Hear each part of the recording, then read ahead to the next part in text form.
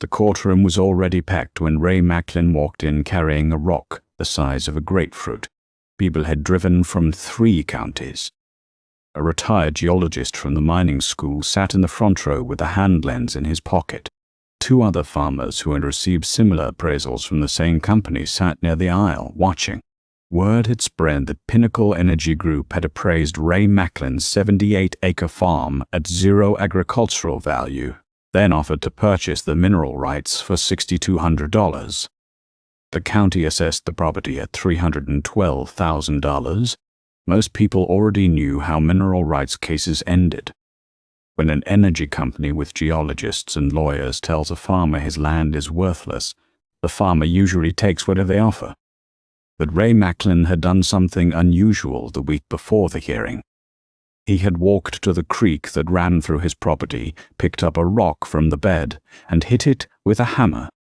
What he saw inside changed everything. The clerk at security looked at the rock. "Sir?" Ray held it up.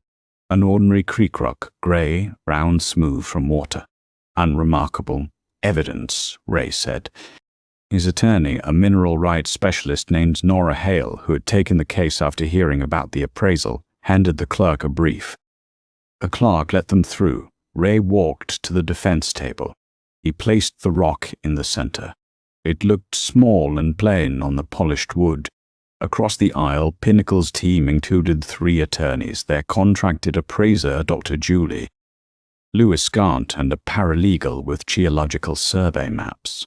Gant wore a tailored jacket and had a PhD in geological engineering. He glanced at the rock and said to his attorney, "Creek gravel. This is what he's bringing?" Pinnacle Energy Group had been acquiring mineral rights across the valley for 2 years.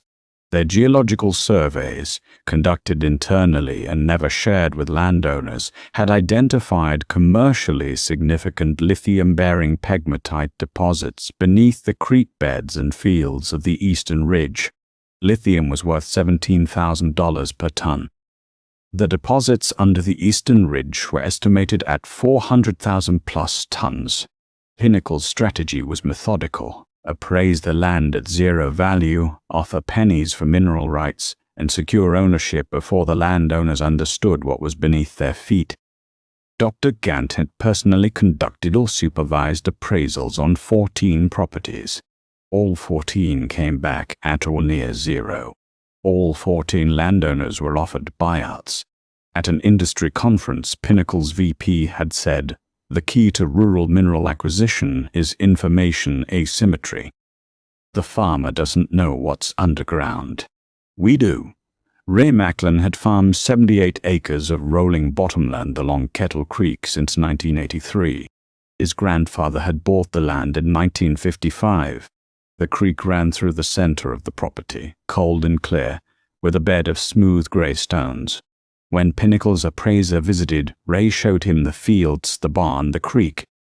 Dance spent 2 hours, took samples, and filed a report declaring the soil depleted, the structures negligible, and the agricultural value functionally 0. Ray didn't believe it.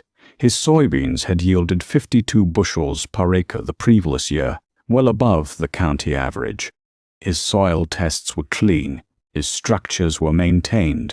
He mentioned it to his neighbor, a retired mining foreman named Paul, over coffee. Paul said, "If a mining company tells you your land is worthless, it means they already know it's worth a fortune. They just don't want you to know." "How do I find out?" Ray asked. Paul said, "Pick up a rock from your creek and crack it open." Ray did. Inside the ordinary gray exterior was a matrix of crystalline mineral, pale green and white, translucent, catching light like frozen sugar. Paul looked at it. "That's pegmatite, lithium-bearing. Your creek is sitting on a deposit." Ray stared at the crystalline interior of the rock.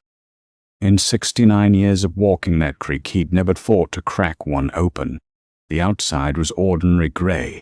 The inside was another world, translucent green and white crystals catching light like frozen sugar, embedded in a matrix of quartz and feldspar. "How much is this worth?" Ray asked. Paul set down his coffee. The rock itself? A few dollars. What it represents. If this formation runs under your property, and given where your creek cuts through the ridge, it almost certainly does, you could be sitting on tens of millions. Then why did Pinnacle appraise my land at zero? Paul laughed, but it wasn't humor. Because that's how it works. Energy companies hire appraisers who know the geology but report the agriculture. Your soil is fine. Your structures are fine. Your farm is worth $312,000, but can't appraise the agricultural value at zero so Pinnacle could buy the mineral rights for pocket change. Is that legal? It's fraud. But proving it requires evidence the company controls. They have the geological surveys. They have the internal assessments. A farmer with a creek rock doesn't usually have the resources to challenge a PhD's appraisal. Ray held up the two halves of the rock. What if I brought this to court? Paul thought. A creek rock with visible lithium-bearing pegmatite from a property appraised at zero value would be the most compelling piece of evidence a judge has ever seen in a mineral rights case. Because it's not a lab report. It's not expert testimony, it's the land itself, split open, telling the truth. Ray called Nora Hale that afternoon. She was a mineral rights attorney who had spent 15 years in energy law before opening her own practice. She drove out the next day. When she saw the rock, she held both halves up to the kitchen window. The crystals caught the sunlight. They knew, she said quietly. Pinnacle knew about this deposit. No mining company sends an appraiser to a $312,000 farm in the middle of nowhere unless they've already done the geology. Can we prove they knew? If we can subpoena their internal geological surveys, yes. Mining companies do exploratory surveys years before they approach landowners. If Pinnacle surveyed your property before Gant's appraisal, we can prove the zero-value assessment was deliberately fraudulent. She filed the subpoena the next morning. Ray stared at the rock halves in his hands.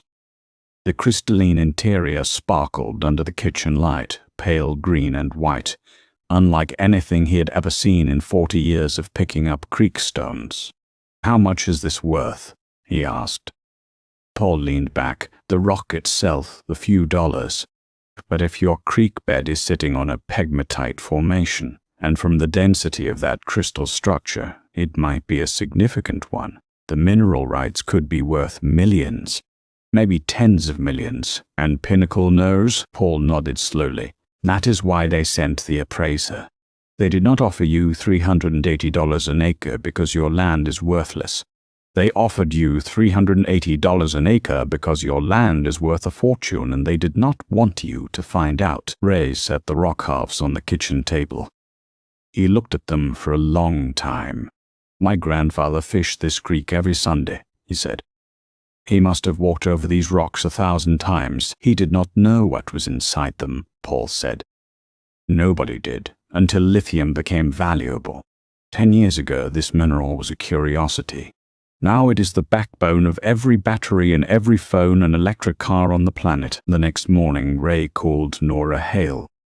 She was a mineral rights attorney who had handled cases against energy companies in 3 states. She listened to Ray's story, asked 3 questions about the appraisal, and drove out the same afternoon. Nora examined the rock. She examined the creek. She walked the property with a handheld geological hammer and cracked open 4 more rocks from different sections of the creek bed. 3 of them showed the same crystalline matrix. The formation was widespread. "This is not a pocket deposit," Nora said. "This is a formation. It runs the length of your creek, at minimum." She also reviewed Gant's appraisal report. The report was 12 pages long and covered soil quality, structural assessments, and agricultural productivity. It mentioned a creek on page 2. Intermittent creek, seasonal flow, no commercial value. That was the only reference. No geological assessment, no mineral survey, no subsurface analysis. He walked past this creek and did not pick up a single rock, Nora said. Either he is incompetent or he was told not to look. She filed a discovery request for Pinnacle's internal geological surveys. The subpoenaed documents arrived 3 weeks later. Among them was an internal geological report dated 18 months before Gant's appraisal. Page 7 contained a map of the eastern ridge with color-coded mineral deposits. Ray's property was highlighted in red, the highest value designation. The report estimated the lithium-bearing pegmatite formation beneath Ray's property at 60,000 to 85,000 tons of extractable material. At current market prices, the mineral value exceeded $40 million. Pinnacle had known. They had surveyed. They had mapped. And then they had sent Dennis Gant to tell Ray his land was worth nothing. Nora filed the motion immediately. Nora Hale filed a challenge to the appraisal alleging fraudulent undervaluation. She hired Dr. James Okoro, an independent geologist, to assess the property. Dr. Okoro spent a week sampling the creek bed and drilling 3 test bores. His findings commercially significant lithium-bearing pegmatite deposits throughout the property. He also reviewed Pinnacle's internal geological survey, subpoenaed during discovery. The survey, conducted 18 months before Gant's appraisal, had already identified the deposits. Pinnacle had known the land was worth millions. Finally, Nora examined Gant's contract. He was paid a base fee of $3,500 per appraisal, plus a performance adjustment tied to the acquisition price. The lower the appraisal, the lower the purchase price, the higher Gant's bonus. The morning of the hearing, Dr. Dant arrived in the company car. A reporter asked about Ray's challenge. "I've appraised over 200 agricultural properties," Gant said. "My methodology is peer-reviewed.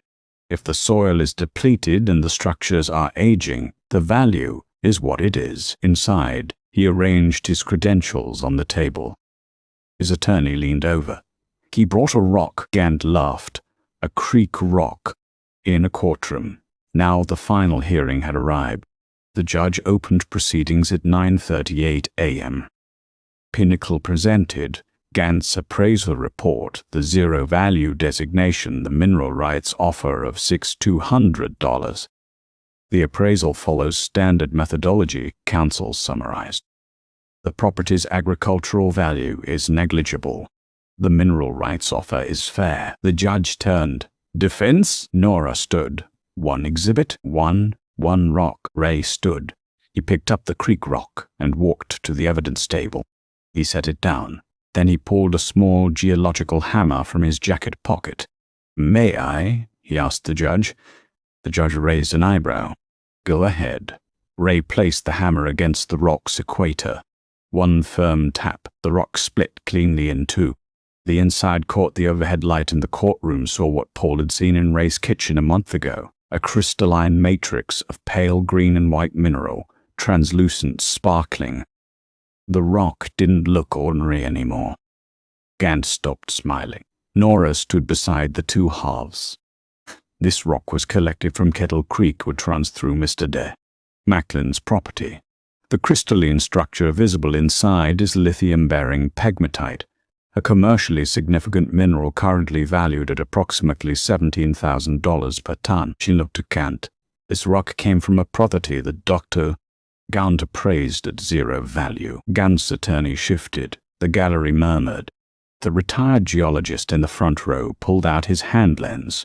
Nora placed Dr. Okoro's report beside the rock halves.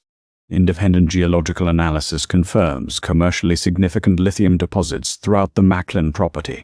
3 test bores. Consistent pegmatite concentration at 8 to 14 feet. She paused. This is not a marginal deposit. This is a primary formation on a property appraised at zero. Gant stood. The appraisal covered agricultural value. Sit down, Dr. Gant. One person in the gallery exhaled. Nora placed a third document. This is Pinnacle Energy Group's internal geological survey dated 18 months before Dr. called. Gant's appraisal. Page 7. She read one line. The survey identifies commercially viable lithium-bearing pegmatite deposits beneath the Macklin property and 5 adjacent parcels. She looked at the judge. Pinnacle knew this land contained a lithium deposit worth millions. They sent Dr. Gant to appraise it at zero. Then they offered $60,200 for the mineral rights. The courtroom went still. Gant stared at the table. The two halves of the creek rock still sparkled under the fluorescent light. Nora placed one final document. This is Dr. Gant's contract with Pinnacle. Section 4. Appraiser compensation includes a performance adjustment inversely proportional to the final acquisition price. She set the document beside the rock. The lower Dr. Gant valued the land, the more he was paid. This is not an appraisal. This is a transaction designed to defraud a farmer out of mineral rights worth millions using a rigged valuation conducted by a man paid to lie. She placed one hand on each half of the rock. This creek rock contains the truth that Pinnacle spent 18 months trying to hide, and it cost Mr. Macklin nothing. He picked it up from his own creek and hit it with a hammer. The courtroom didn't make a sound. Gant sat motionless. His credentials were still arranged on the table: PhD, certifications, peer-reviewed methodology. None of them could explain the light sparkling from inside a rock he had walked past without bothering to pick up. The judge looked at the two halves of the rock for a long time. The appraisal is rejected, he said. The court finds sufficient evidence of fraudulent undervaluation. The mineral rights offer is voided. The court refers the appraisal methodology and contract structure to the State Attorney General for investigation. He paused. And the court strongly suggests that every other property appraised by Dr. Gant in this county be reassessed by someone who actually looks at the rocks. The gavel came down once. Outside, Paul, the retired mining foreman, was waiting. You cracked open a billion-dollar secret with a $5 hammer, he said. Ray shook his head. The creek cracked it. I just brought it inside. A reporter asked, were you worried? Ray held up the two halves, the crystal faces catching the afternoon sun. This rock has been sitting in that creek since before my grandfather bought the land. It's been waiting there the whole time. I just had to pick it up. He paused.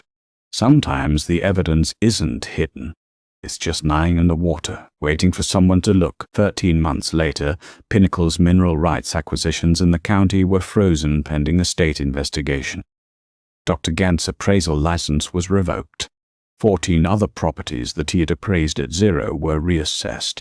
7 contained significant mineral deposits. Ray went back to work. The 78 acres stayed in the family. The mineral rights stayed in his name.